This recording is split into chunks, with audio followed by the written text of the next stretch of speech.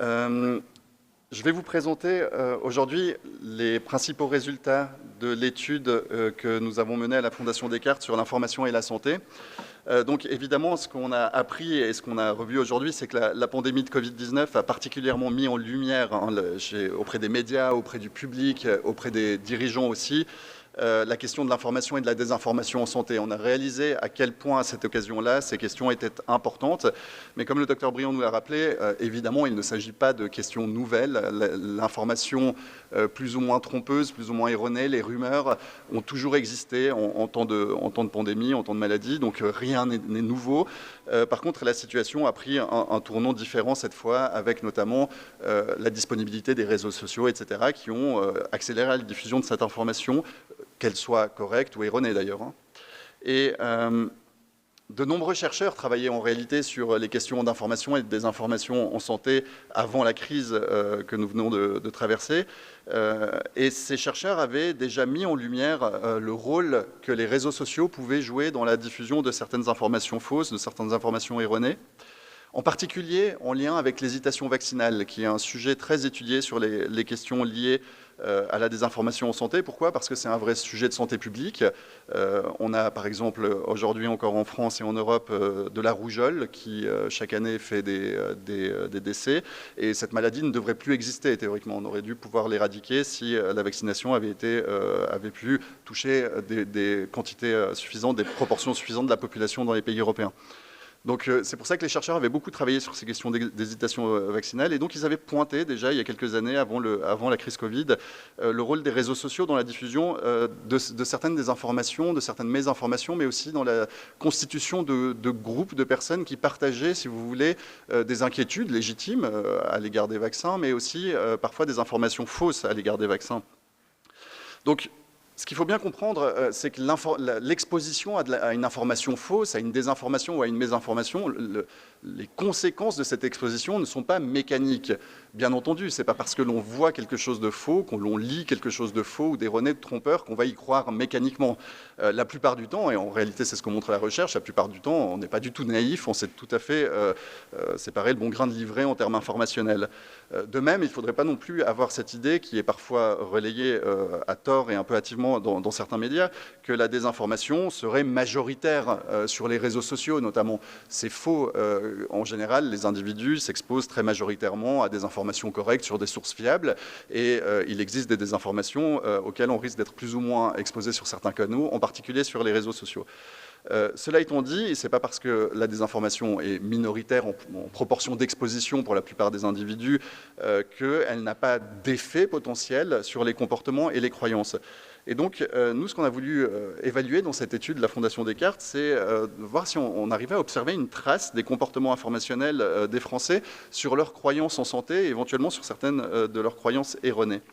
Donc ce que nous avons fait, c'est que nous avons, l'objectif, pour le dire autrement, de l'étude, c'était d'identifier les comportements d'information et les croyances des Français qui sont liés un, à leur connaissance en santé, et deux, à l'adoption de certains comportements de santé à risque. On a retenu le refus vaccinal, pas l'hésitation, le refus vaccinal en général, et concernant le vaccin Covid en particulier, et le renoncement à un traitement médical en faveur d'une thérapie alternative. C'était nos trois types de comportements qui nous intéressaient. Donc, pour faire un rapide point méthodologique, donc, en amont de cette étude, on a mené un certain nombre d'auditions de professionnels de santé et d'acteurs de l'information en santé, dans le but de cerner les enjeux et les problématiques actuelles de l'information et de la désinformation en santé, mais aussi dans le but d'identifier les sujets en santé sur lesquels circulent le plus d'informations erronées, notamment sur les réseaux sociaux, mais pas seulement. À partir de là, nous avons pu élaborer un questionnaire que nous avons adressé à 4000 répondants qui composent un panel représentatif de la population métropolitaine majeure. Et ce questionnaire a été passé par ces répondants durant l'été. Et donc, dans cette étude, nous avons premièrement cherché à évaluer les connaissances en santé des participants. Et pour le faire, nous avons élaboré un questionnaire portant sur 4 domaines distincts de santé: la nutrition, les causes environnementales des cancers, la vaccination et le Covid-19. Pour chacun de ces domaines, les participants étaient invités à indiquer leur degré d'accord ou de désaccord avec une série d'affirmations qui étaient elles-mêmes soit conformes, soit non conformes à la connaissance médicale actuelle. Je précise bien la connaissance médicale actuelle parce que, comme le rappelait Jean-Philippe Pecquetsweiler dans son discours d'introduction, rien n'est figé dans le marbre, hein, des connaissances peuvent évoluer. Et donc, pour nous assurer de la conformité ou de la non-conformité, justement, de chacune de ces affirmations avec l'état de la connaissance, nous les avons rédigées à partir de publications d'institutions médicales reconnues, de l'INSERM, de l'Institut national du cancer, de Santé publique France, de l'OMS, etc., etc. Et puis, nous les avons faites relire et corriger par des membres de l'Académie nationale de médecine qui nous ont fait l'amitié de se prêter au jeu. Au total, nous avons ainsi testé auprès des répondants 35 affirmations dans les différents domaines que je vous ai évoqués. Et les affirmations non conformes à l'état actuel de la connaissance que nous avons testées correspondent généralement à des informations fausses, erronées ou trompeuses qui circulent sous une forme ou sous une autre sur les réseaux sociaux notamment. Là, je vous ai mis un exemple d'item que nous avons testé concernant la nutrition. Hein, donc le deuxième en bas, c'est une affirmation non conforme à la connaissance. Consommer du citron congelé permet de combattre efficacement le diabète et certaines tumeurs. Alors c'est une information erronée qui circule depuis très longtemps sur de nombreux réseaux sociaux. Je crois que ça avait dû commencer aux prémices de Facebook notamment, mais qu'on voit réapparaître très régulièrement sous des formes un peu différentes, chaque fois sous forme de vidéos. Parfois c'est uniquement les tumeurs, parfois c'est le diabète, et parfois ça fait repousser des membres. Donc c'est une information qui est assez, une information non étayée, on va dire, qui est assez récurrente. Une nouvelle fois, ça ne veut pas dire que les gens qui voient cette information y croient mécaniquement, bien entendu. Et pour vous donner un exemple d'affirmation conforme à la connaissance sur la question de nutrition que nous avons testée, c'est celle qui est au-dessus, une alimentation riche en fibres réduit le risque d'apparition de certaines maladies du système digestif. Alors, pour chaque domaine médical testé, donc je vous le rappelle, nutrition, cause des cancers, vaccination et Covid-19, j'ai calculé le score obtenu pour chaque participant et on observe que les résultats des participants dans les 4 domaines médicaux testés sont significativement corrélés entre eux. C'est-à-dire que plus les participants ont de bonnes connaissances dans un domaine, plus ils ont également de bonnes connaissances dans les 3 autres domaines que nous avons testés. En partant de ces résultats, j'ai donc pu calculer pour chaque participant un indice de connaissances en santé unique qui couvre les 4 domaines médicaux testés. Et cet indice présente, pour les gens qui aiment les statistiques, une très bonne cohérence interne, ce qui est important pour mener le type d'analyse que j'ai mené par la suite. Et donc voilà, pour garder-le en tête, donc, plus l'indice de connaissances en santé d'un participant est élevé, meilleures sont ses connaissances en santé, du moins d'après la manière dont nous les avons testées dans cette étude. Et pour ce qui est des comportements de santé à risque qui nous intéressaient, la méthode a été beaucoup plus simple. On a simplement demandé aux participants s'ils les avaient déjà adoptés. Et donc, pour ce qui est du renoncement à un traitement médical, nous avons posé la question suivante. Avez-vous déjà renoncé à un traitement prescrit par un médecin au profit d'une thérapie alternative? Et on voit que 470 participants, soit 11,7% de la population, répondent l'avoir déjà fait. Et donc, c'est cette proportion des populations qui vont nous intéresser sur cet item-là, en regard des autres. Et pour le refus vaccinal hors vaccin Covid-19, la question était la suivante. Sans parler du vaccin Covid-19, vous est-il déjà arrivé de refuser pour vous-même ou votre enfant un vaccin recommandé par votre médecin parce que vous jugiez que ce vaccin était inutile et dangereux? Pour les gens très versés dans ce genre d'études, vous constaterez peut-être une formulation qui est reprise des études de Santé publique France. Et là, on observe que 21% des répondants, soit 836 d'entre eux, ont répondu qu'ils avaient déjà refusé un vaccin pour eux-mêmes ou leur enfant hors du vaccin Covid. Et finalement, on s'est intéressé au 3e comportement de santé à risque, le refus du vaccin contre le Covid lui-même. La question était très claire, avez-vous accepté d'être vacciné contre le Covid-19? Et on observe que 13,7% des participants, 548 d'entre eux, ont refusé le vaccin Covid. Donc l'objectif était ensuite de rapporter le niveau de connaissance en santé des participants et l'adoption de chacun de ces 3 comportements de santé à risque à des facteurs explicatifs potentiels. Et donc le facteur principal qui nous intéressait dans cette étude, c'était, comme je vous l'ai expliqué, le comportement informationnel sur l'actualité médicale et la santé. Mais nous avons aussi mesuré un certain nombre d'autres facteurs, dont 2 facteurs cognitifs qui sont connus pour rendre les individus plus ou moins résistants ou perméables aux informations fausses, qu'elles soient en santé ou sur d'autres sujets d'ailleurs. Le premier de ces facteurs cognitifs, je vais juste en dire un mot, c'est le style de pensée plus ou moins analytique. Donc on est tous plus ou moins analytique dans la manière dont on traite des informations nouvelles que l'on découvre. Mais certaines personnes ont tendance à être plus d'un côté que de l'autre de façon assez générale. Donc évidemment, c'est des continuums, hein, il n'y a pas des analytiques et des intuitifs, c'est pas comme ça qu'il faut voir les choses. Et donc quelqu'un d'analytique, c'est quelqu'un qui, je vais plutôt commencer dans l'autre sens, quelqu'un d'intuitif, c'est quelqu'un qui, face à une information nouvelle, va se baser sur sa première impression pour décider implicitement si elle est vraie ou non, s'il y adhère ou non.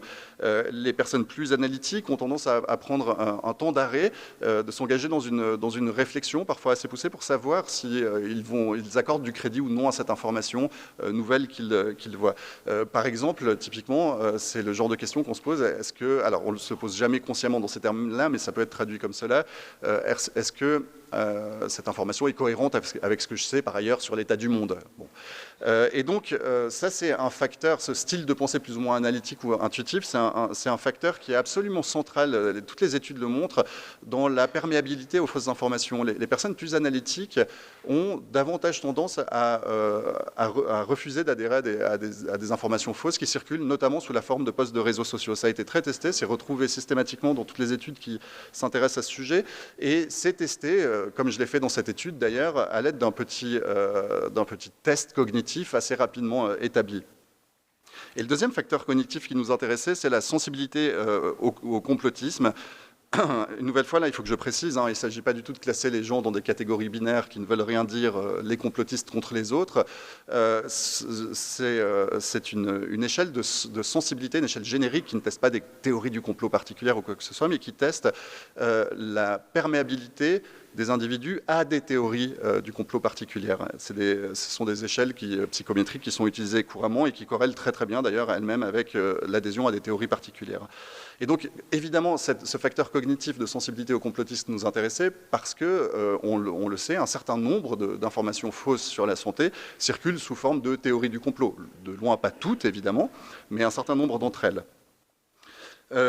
Pour aller plus vite pour la suite, le docteur Briand nous a rappelé l'importance de la confiance dans les institutions. Donc on a voulu voir des institutions de santé en particulier, de la communauté scientifique médicale, dans les réseaux sociaux. Est-ce que les gens ont plus ou moins confiance dans les réseaux sociaux? Ce sont aussi des facteurs explicatifs qu'on a explorés. Dans un tout autre registre, le rapport aux thérapies alternatives, donc en termes techniques, hein, ce sont les pratiques de soins non conventionnelles, mais on ne pouvait pas présenter ce terme-là aux participants parce qu'ils n'auraient pas vu de quoi on parlait. Pour le définir, hein, selon le ministère de la Santé, ces pratiques regroupent toutes les pratiques qui n'ont pas fait, je cite, qui n'ont pas fait l'objet d'études scientifiques ou cliniques montrant leurs modalités d'action, leurs effets, leur efficacité, ainsi que leur non-dangerosité. Et donc on s'est intéressé au rapport de nos répondants aux thérapies alternatives parce qu'en réalité, les thérapies alternatives ne sont pas uniquement des pratiques, ce sont aussi des univers de croyances qui comportent des entités et des mécanismes qui sont assez étrangers à l'approche scientifique du corps humain. D'un point de vue ontologique, on postule par exemple l'existence d'énergie, de chakras, de choses comme ça qui n'appartiennent pas en fait à l'ontologie scientifique médicale.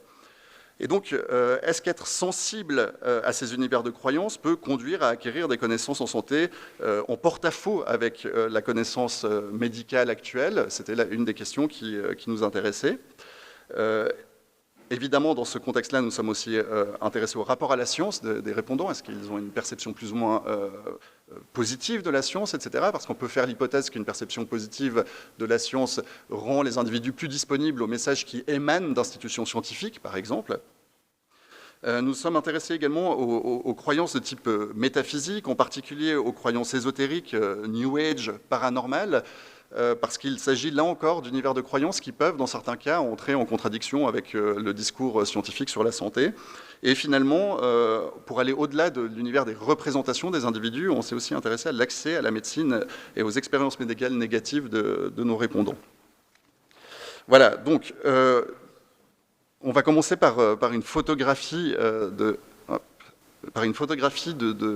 comportements d'information en santé des Français tels qu'on les a mesurés chez nos participants, avant de rapporter ces comportements à leur connaissance et comportements médicaux.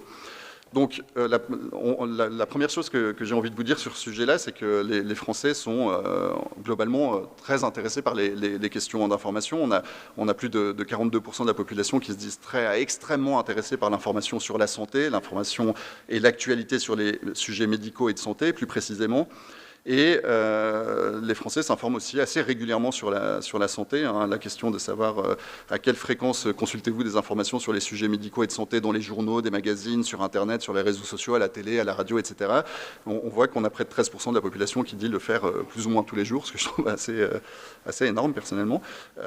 Donc c'est un sujet qui intéresse. Au-dessus, vous avez la consultation quotidienne d'informations en général. Hein, donc là, on est à 69%, évidemment, c'est beaucoup plus large. Et pour vous informer sur les sujets médicaux et de santé, quels canaux utilisez-vous? Là, ça nous intéressait de voir un peu justement quels étaient les canaux principaux d'information et ensuite de pouvoir rapporter les différents canaux aux variables qui nous intéressaient. On observe que le premier facteur d'information sur les sujets médicaux et de santé, reste en France les médecins, évidemment.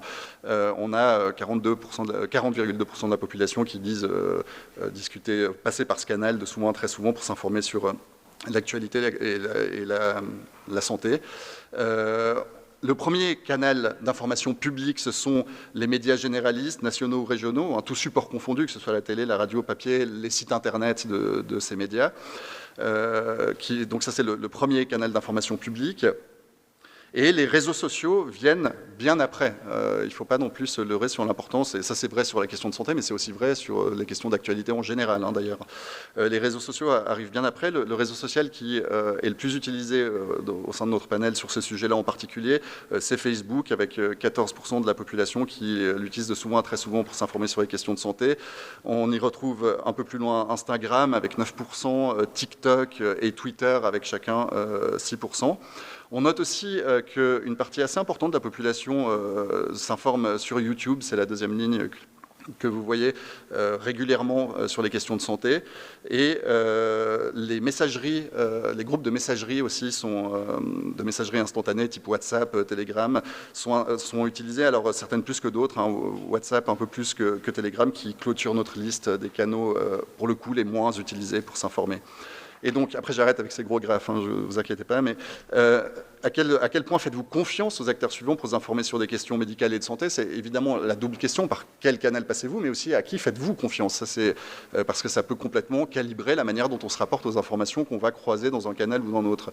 Et donc là, les médecins arrivent en tête de façon écrasante, hein, 84% de la population dit avoir plutôt tout à fait confiance aux médecins pour les informer sur les questions médicales et de santé, juste avant les pharmaciens, puis les établissements de santé, etc. Donc on a des gens qui font confiance à la médecine globalement.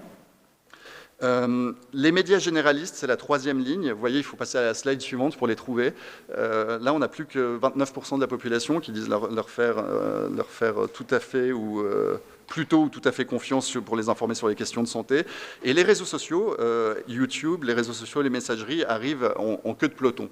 Donc ce sont des canaux qui sont utilisés, mais auxquels les Français ne disent pas vraiment faire confiance pour s'informer sur les questions de santé. Il y a toujours un peu un paradoxe. Alors sur la question de santé, c'est moins clair, mais sur les questions d'actualité, même les gens qui disent s'informer régulièrement par les réseaux sociaux ont un degré de confiance relativement faible dans ce canal d'information.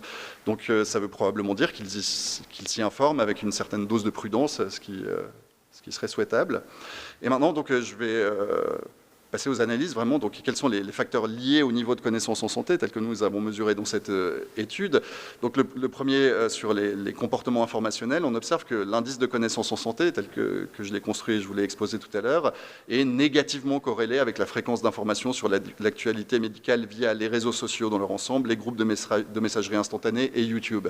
Pour le dire de façon peut-être un peu plus claire, plus les individus déclarent s'informer régulièrement sur la santé via les réseaux sociaux, par les messageries instantanées ou YouTube, moins bonnes sont leurs connaissances en santé telles que nous les avons mesurées. Et la corrélation en question est significative et d'ampleur modérée, ce qui est déjà pas mal en sciences sociales quand on trouve des corrélations d'ampleur modérée, je ne vous le cache pas.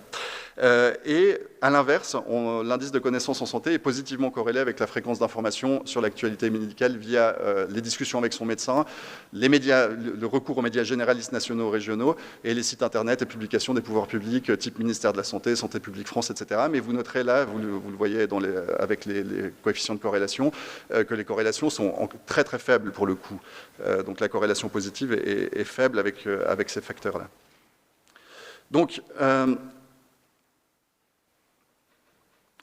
le canal d'information, donc on retrouve ces corrélations avec les canaux d'information utilisés, mais aussi avec la confiance. Là, je vais aller vite, mais si vous regardez au bas du tableau, vous voyez que vous retrouvez YouTube, les réseaux sociaux et les groupes de messagerie, et des corrélations négatives, c'est-à-dire que plus les gens déclarent avoir confiance dans ces sources d'information, moins en réalité ils ont de bonnes connaissances sur les sources d'information. Donc c'est pas seulement le recours à ces sources d'information, à ces canaux, pas ces sources, à ces canaux d'information, mais également le niveau de confiance que leur adressent les individus.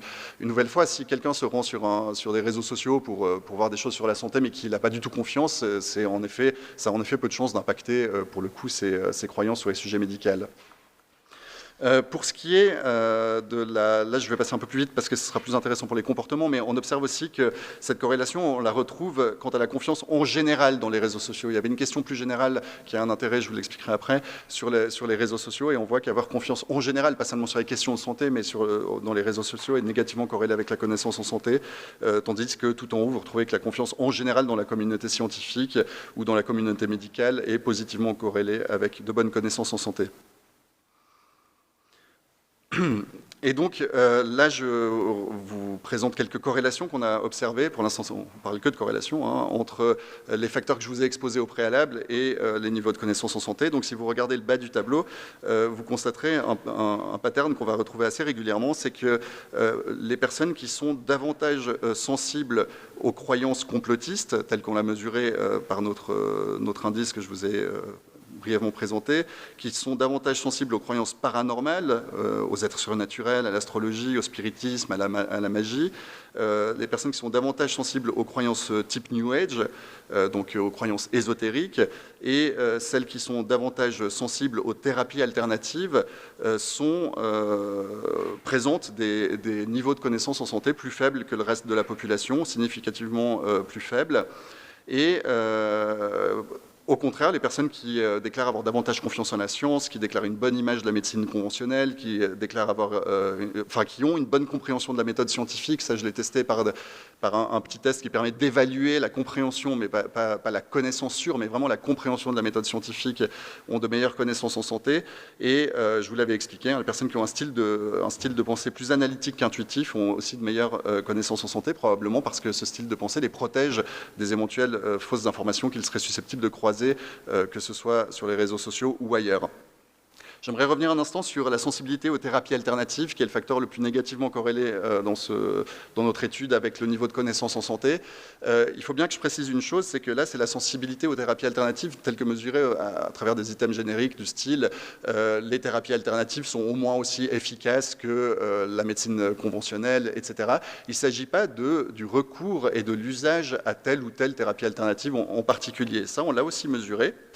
Et ce qu'on observe, c'est que le tableau est beaucoup plus compliqué de ce côté-là. C'est-à-dire que, par exemple, les gens qui recourent davantage à l'ostéopathie ont en moyenne de meilleures connaissances en santé. Alors, la corrélation est très très faible, mais ont en moyenne de meilleures connaissances en santé. Pour l'homéopathie, l'acupuncture, on ne trouve aucune corrélation significative. Par contre, pour d'autres types de thérapies alternatives testées, on retrouve là, cette fois, une corrélation négative.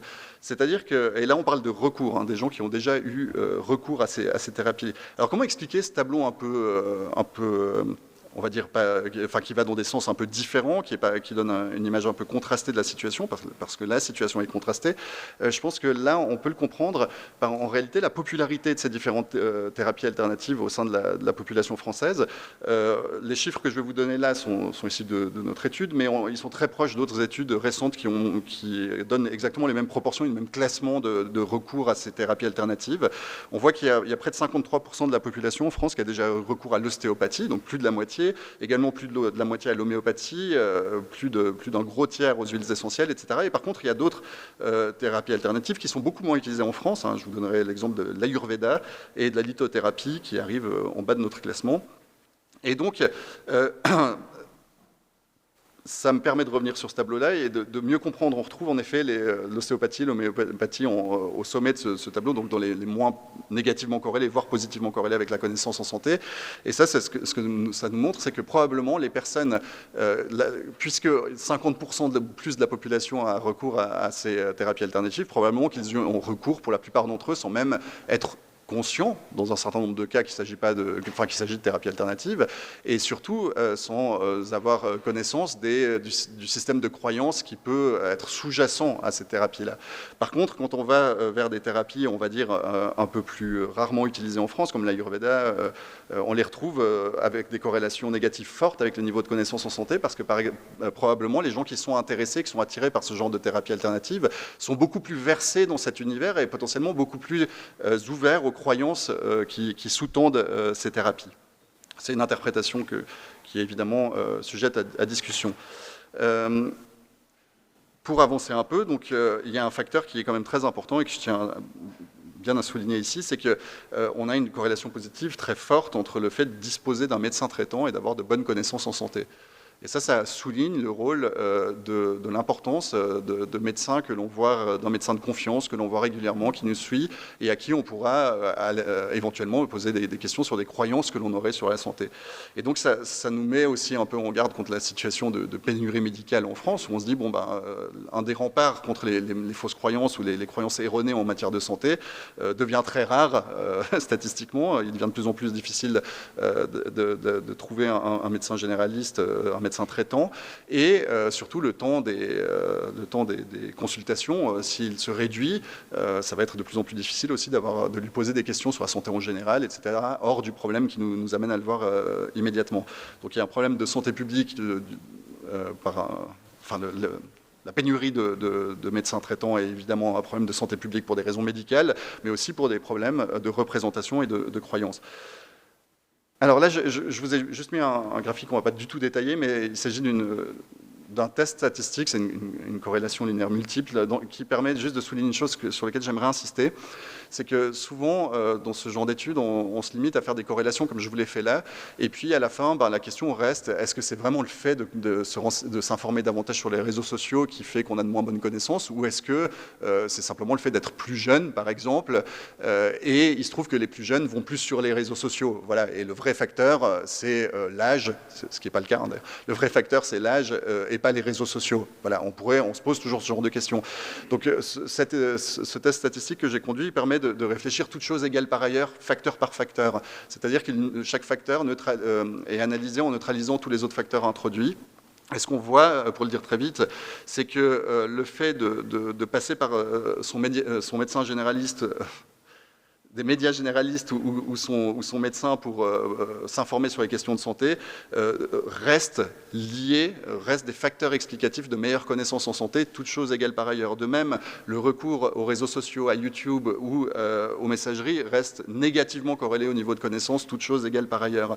De même pour pour la sensibilité au complotisme, pour la sensibilité aux thérapies alternatives, pour les sensibilités aux théories aux croyances type New Age, donc aux croyances ésotériques et aux croyances paranormales. Donc ça, c'est important de souligner, ce n'est pas simplement des facteurs d'effets de population un peu différentes pour chacune de ces choses-là. Il semble bien que quand on contrôle toutes choses égales par ailleurs, on retrouve significativement ces variables. Et pour les gens que ça intéresse, qui aiment les statistiques, ce modèle explique dans l'ensemble plus de la moitié de la variance du niveau de connaissance des Français qu'on a mesuré au sein de la population. C'est assez rare de parvenir à expliquer une telle proportion de la variance d'un phénomène. En sciences sociales, hein, je ne parle pas des vraies sciences. Je vais aller beaucoup plus vite sur les facteurs liés au comportement de santé à risque qu'on a étudiés. La première chose, malheureusement, les jolies couleurs de mes boxplots ont disparu. C'était simplement pour vous montrer qu'en réalité, chacun des 3 comportements de santé à risque qu'on a étudiés est négatif. Les personnes qui les ont adoptés ont des niveaux de connaissance en santé plus faibles que le reste de la population, significativement plus faibles. Et les participants qui disent avoir déjà renoncé à un traitement médical en faveur d'une thérapie alternative, ainsi que dans une moindre mesure, ceux qui affirment avoir déjà refusé un vaccin, hors vaccin contre le Covid, déclarent en moyenne un intérêt plus marqué que le reste des répondants pour l'actualité en santé. C'est intéressant, c'est plus marqué. s'informent sur la santé plus fréquemment, ça peut paraître contre-intuitif, que les autres via tous les canaux d'information testés. Donc c'est des gens qui sont plus intéressés par la santé, qui s'informent plus sur le sujet. Mais il faut quand même dire que les canaux dont ces deux groupes font particulièrement plus souvent usage que le reste de la population restent de très loin les réseaux sociaux, YouTube et les messageries instantanées. Mais on a affaire donc, chez ces personnes qui ont déjà renoncé à un traitement médical ou qui ont déjà refusé un vaccin hors vaccin Covid, on a affaire à des gens qui sont particulièrement intéressés par la santé, qui s'y informent particulièrement et qui probablement dès lors ont un avis sur la santé et peuvent se dire bon le médecin a tort. Il a tort de me prescrire ce vaccin, c'est pas pour moi, ou il a tort de me prescrire tel traitement, c'est pas pour moi, c'est dangereux ou que sais-je. Si on est très peu intéressé par ces questions-là, on peut se mettre un peu en pilote automatique et se dire simplement, si le médecin me le dit, je vais le faire. Voilà. Donc l'intérêt n'est pas forcément toujours facteur de comportement raisonnable, mais ça on le sait dans toutes sortes de domaines. Et on a une configuration un peu particulière et très différente avec les participants qui ont refusé le vaccin contre le Covid-19 en particulier. Je m'attendais à trouver une corrélation assez forte entre le fait d'avoir déjà refusé un vaccin en général pour soi-même, pour ses enfants, hors vaccin Covid, et le fait d'avoir refusé le vaccin Covid. En réalité, cette corrélation est relativement faible. On a des populations relativement différentes. Ce n'est pas les mêmes globalement statistiquement. Et donc là, au contraire, chez les personnes qui ont refusé le vaccin contre le Covid, on observe qu'elles sont dans l'ensemble moins intéressées que le reste de la population par l'actualité médicale, qu'elles déclarent une plus faible fréquence d'information sur l'actualité médicale et qu'elles s'informent sur la santé moins fréquemment que les autres via leurs médecins et les médecins généralistes, alors que les autres, je vous le rappelle, s'informaient plus fréquemment via tous les canaux d'information. Et par contre, là, on retrouve un point commun avec les autres personnes qui ont adopté des comportements de santé à risque, c'est que les personnes qui ont refusé le vaccin contre le Covid-19 s'informent sur la santé plus fréquemment que les autres via les réseaux sociaux, YouTube et les messageries instantanées. Et donc là, je vais juste vous montrer un pattern très récurrent qu'on retrouve dans les trois populations qui nous ont intéressés. C'est que ce sont trois populations qui ont une confiance dans les réseaux sociaux en général forte et une défiance en général à l'égard d'à peu près tout le reste. Les institutions, le gouvernement, la communauté scientifique, la communauté médicale. Alors c'est vrai pour les personnes qui ont renoncé à un traitement médical, c'est vrai pour les personnes qui ont refusé un vaccin hors vaccin Covid, mais c'est encore beaucoup plus vrai, regardez taille d'effet ici, c'est encore beaucoup plus vrai pour les personnes qui ont refusé le vaccin contre le Covid. Et ça confirme quand même ce que l'on sait quand même un peu sur cette question-là, c'est que le refus du vaccin Covid, c'est vraiment une question largement de défiance. C'est des gens qui n'ont pas confiance dans ce qui leur a été dit. Et on comprend que le meilleur moyen de lutter contre ce comportement, c'est d'essayer de rétablir le lien de confiance. Et donc aussi de mériter cette confiance quand c'est de la part des gouvernements, par exemple, en informant correctement la population, en évitant probablement de se prononcer trop vite sur certaines questions avant que la science n'ait tranché, etc., etc. Mais donc le facteur de défiance est vraiment majeur dans cette population-là en particulier. Ensuite, on retrouve pour les trois comportements de santé à risque, on retrouve les mêmes facteurs qui sont associés que pour la connaissance en santé. En gros, sensibilité aux thérapies alternatives, sensibilité aux croyances New Age, aux croyances ésotériques, sensibilité aux croyances paranormales et sensibilité aux croyances complotistes sont cette fois positivement, puis ça va dans l'autre sens, associés à ces comportements de santé à risque, que ce soit pour le renoncement à un traitement, pour le refus vaccinal ou pour le fait d'avoir refusé le vaccin Covid. Donc on retrouve en effet des patterns communs là-dessus, encore une fois. Et pour finir, ce que je voudrais souligner, comme pour le niveau de connaissance en santé, le fait de disposer d'un médecin traitement semble protéger, c'est négativement corrélé, semble protéger des trois comportements de santé à risque dans une mesure relativement, enfin plus ou moins forte d'ailleurs, mais un petit peu protéger l'adoption de ces comportements à risque. Là, vous le voyez, une corrélation négative avec le fait de disposer d'un médecin traitant et d'avoir renoncé à un traitement. De même, la même corrélation négative pour ce qui est du refus vaccinal hors vaccin Covid et du refus vaccinal vaccin Covid. Alors là, la corrélation est vraiment forte. Vous avez 2 fois plus de chances d'avoir refusé le vaccin Covid si vous n'aviez pas de médecin traitant, en fait. Je ne m'attendais pas à un effet aussi fort sur ce sujet-là. Donc voilà, quelques conclusions pour aller très vite. Donc, on pense vraiment à la Fondation qu'un effort particulier devrait être entrepris pour lutter contre la désinformation médicale sur les réseaux sociaux et les sites de vidéos en ligne. Notamment, YouTube s'est engagé, par exemple, à le faire, à retirer davantage de désinformation, de contenu d'informations fausses de leur plateforme. On ne sait pas quel effet ça aura, on ne sait pas s'ils seront transparents, espérons-le, sur ce qu'ils font exactement.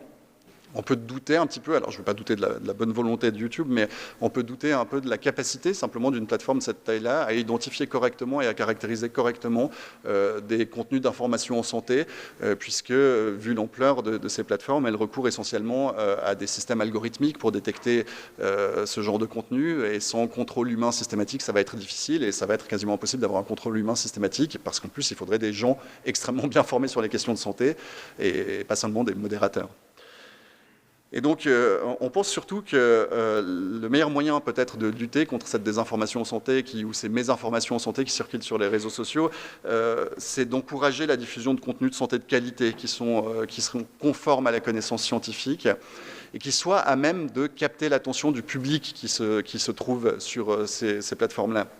Je ne pense pas que ce soit, par exemple, le rôle de l'Académie nationale de médecine de se mettre sur TikTok et de faire ou sur Instagram et de faire des vidéos depuis ce pupitre. Je ne pense pas que le format soit forcément le bon, etc.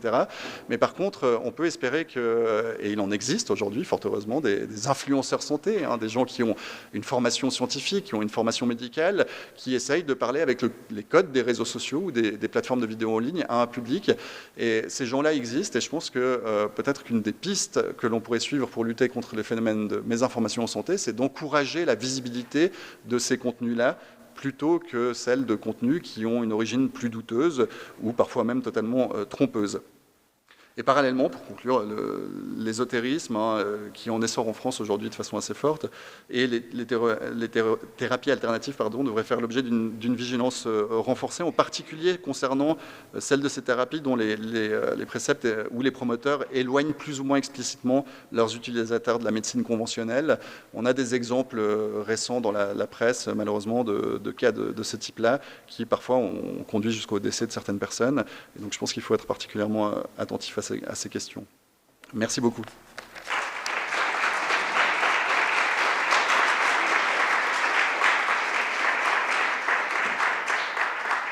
On prend une question ou deux, s'il y a des questions.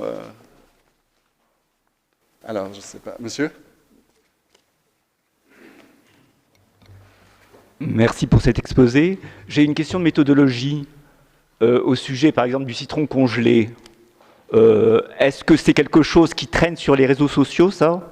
Ah oui, alors ça absolument, ça c'est vrai. Alors donc, en fait, vous corrélez une information erronée qui est sur les réseaux sociaux au fait d'avoir des informations erronées. Ouais. C'est un problème méthodologique assez important quand même. Ah, vous pouvez considérer que c'est un problème méthodologique. En effet, c'est un très bon point, comme ça on va pouvoir parler de ce sujet-là. En réalité, c'est ce que j'expliquais un peu dans l'introduction. Il y a deux aspects à la réponse à cette question-là. C'est ce que j'expliquais en introduction, c'est que on peut penser que, enfin, l'exposition à un contenu particulier n'implique pas la croyance en ce contenu. Et donc, le fait que des désinformations circulent sur les réseaux sociaux, peut-être plus que sur d'autres canaux d'information, ça s'est établi depuis longtemps. Nous, ce qu'on cherchait à voir, c'est si, en effet, ce comportement d'information-là laissait des traces sur des croyances. Mais pourquoi vous n'avez pas pris une liste d'informations erronées de votre cru pour tester le niveau scientifique, le niveau médical, plutôt que des choses qui traînent sur Internet et qui, donc, forcément vont biaiser votre approche. Alors peut-être juste quand même pour compléter la première réponse que je vous ai donnée, c'est qu'on a aussi, j'ai aussi testé dans cette étude-là des informations trompeuses que l'on retrouve aussi dans les médias généralistes.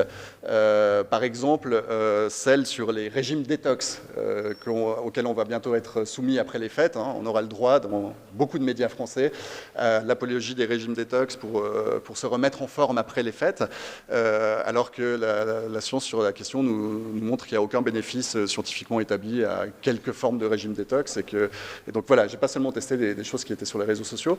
Et là, l'exemple du citron congelé, c'est un exemple parmi 35 autres. Et par exemple, sur les causes environnementales des cancers, ce que j'ai testé, là, puisque ça existait, j'ai pu utiliser les causes qui sont testées habituellement par des instituts internationaux, etc. Par exemple, l'exposition à des ondes électromagnétiques, ou ce genre de choses. Ce n'est pas des formes de désinformation particulières qui circulent sur les réseaux sociaux ou autres. Mais je suis d'accord avec vous, évidemment qu'il peut y avoir un peu l'impression de cet aspect tautologique, mais il est pondéré par, je l'espère, par les réponses que je vous ai apportées. Oui, madame ? J'avais une petite question sur le terme alternative, thérapie alternative. Est-ce que sur le fort pourcentage de certaines thérapies alternatives utilisées, les répondants les utilisent vraiment de manière alternative au traitement, ou alors c'est vraiment dans la globalité ceux qui utilisent de manière complémentaire et alternative, parce que les risques sont vraiment très différents? Absolument non, vous avez complètement raison, et ça me permet de repréciser pourquoi j'ai utilisé ce terme-là. Au début, j'avais utilisé le terme de soins alternatifs, et puis à l'Académie nationale, on m'a un peu dit non, on ne veut pas voir soins. Donc, okay. Le problème, c'est qu'il fallait trouver, on a un terme technique, hein, c'est celui que je vous ai évoqué avant, les pratiques de soins non conventionnels. Le problème, c'est que ça ne résonne pas auprès de la population. Donc si les gens veulent savoir de quoi on parle, il faut bien trouver un terme qui est utilisé, le terme de thérapie alternative est utilisé. C'est pour ça que j'ai utilisé ce terme-là. Quant à savoir pourquoi les gens les prennent, on a posé cette question-là, vous retrouvez les données dans l'étude, en effet, de qu'est-ce qui motive. Et de mémoire, alors pour le coup, il y a pas mal de données, mais de mémoire, ce qui arrive en premier comme motivation de recours aux thérapies alternatives, ce n'est pas une modalité alternative, c'est pour obtenir un peu de bien-être, etc. Donc ce n'est pas pour ça. Et je crois que c'est 20% de la population, ce qui est quand même pas mal, mais là, il faut vraiment le regarder dans l'étude, mais je crois que c'est 20% des gens qui ont eu recours, donc à la sous-population, qui ont déjà eu recours à un thérapeute alternatif, pas seulement à des thérapies, mais à un thérapeute, qui le font en remplacement de la médecine conventionnelle. Donc c'est le 20% du 36% de la population, quelque chose comme ça. Mais je vous invite vraiment à regarder. Oui, monsieur Villani. Merci beaucoup pour l'exposé. Première remarque, même si c'est certainement ultra minoritaire parfois dans les décisions, dans les facteurs qui expliquent une décision de non-traitement, il y a une conviction philosophique forte, prise en connaissance de cause, sachant ceci et cela. L'un des exemples les plus célèbres, c'est quand le philosophe Ivan Illich, l'un des philosophes marquants de la seconde moitié du XXe siècle, a atteint d'un cancer dans les années 80, détecté, a décidé qu'il ne prendrait pas de traitement parce que c'était la décision en accord avec ses prises de position politiques sur les organisations, le système médical et autres. C'est certainement ultra minoritaire, mais par principe, ça serait important de le rappeler parmi les causes possibles. En deuxième remarque, question majeure que j'arrive bien à la corrélation forte que vous établissez entre un facteur et l'autre, entre guillemets sous information et entre guillemets le fait de consulter plus fréquemment, mais qu'est-ce qui dit que l'un est la cause de l'autre, ou l'autre la conséquence, ou qu'il y a un cycle, ou qu'il y a les deux à la fois? Et là, j'aimerais avoir votre commentaire. Et en troisième, vous avez complètement raison sur le fait que l'information sur les réseaux sociaux est, c'est normal, déclarée par une petite minorité. N'empêche que, on le voit bien quand on est en responsabilité, ce qui est sur les réseaux sociaux à un moment, même si c'est une petite sphère, finit par essaimer par le canal de la famille. Vous parliez des communications entre familles, et il suffit qu'il y ait des gens exposés aux réseaux sociaux pour promouvoir, renforcer, répandre. Et donc, en cascade, si je puis dire, le taux d'exposition est plus important que simplement ceux qui s'informent dessus. Absolument, merci pour cette remarque et ces deux questions. En effet, des gens peuvent décider de renoncer à un traitement. Je crois que ça relève de leur liberté la plus stricte. Pour ce qui est, et d'ailleurs, pour nous, il n'était pas question dans l'étude de stigmatiser ces comportements. Les gens font... enfin, on n'est pas un ordre moral. Pour ce qui est de la question de la causalité, ben vous avez raison par définition, c'est une étude corrélationnelle et donc qui rencontre toutes les limites des études corrélationnelles. J'ai essayé d'aller un peu plus loin en contrôlant les liens entre variables, toutes choses égales par ailleurs, avec un modèle de régression linéaire multiple. Ça marche plutôt bien, mais ça ne donne toujours pas le sens de la causalité. Et toute la recherche sur ces questions-là est toujours limitée par ce problème-là, parce on fait de l'expérimental aussi dans ce domaine-là. On met des gens face à des ordinateurs, on leur présente, ou à des écrans, et on leur présente des choses, et on mesure les effets que ça fait. Le problème, c'est que là, on perd en validité écologique. Ce qu'on gagne en causalité, on le perd en validité écologique. Et que très probablement, les corrélations que je note là, le sens de causalité va probablement dans les deux sens. Parce que pour avoir une idée, qu'elle soit vraie ou fausse en tête, il faut bien l'avoir croisée quelque part, hein, ou l'avoir générée par soi-même, mais sur des questions comme celle-là, par exemple le citron congelé, peut-être faut-il l'avoir croisé quelque part, donc sur des canaux d'information. Mais une fois qu'on a certaines croyances, vraies ou fausses sur un sujet, on va chercher à les conforter, à les confirmer en se rendant notamment sur les réseaux sociaux où l'on peut rejoindre des communautés de gens qui pensent comme nous, qui s'intéressent au même sujet que nous, etc. Donc évidemment que la causalité est probablement dans les deux sens sur ces questions-là. Et pour répondre à ce qu'on appelle, à votre dernière question, qu'on appelle le phénomène d'exposition indirecte dans la recherche, c'est qu'en effet, l'impact d'une information, vraie ou fausse, une nouvelle fois, ne se limite pas à la personne qui l'a vue en première main, mais elle peut être en effet diffusée par les discussions, par les proches, etc. Et d'ailleurs, c'est ce que Dr Briand rappelait avec le phénomène de rumeur, c'est rien d'autre que ça. Des études montrent quand même que l'exposition indirecte a un effet un peu moindre, ne serait-ce que parce que la qualité du message est dégradée à chaque passation du message. Voilà. Mais en tout cas, on ne voit pas dans l'étude de corrélation négative entre le fait de se renseigner auprès de ses proches sur les questions de santé et les connaissances en santé. D'ailleurs, je crois que je vais vous laisser la parole, puisque c'est à vous. Quelque chose comme ça. Voilà, je vous en prie.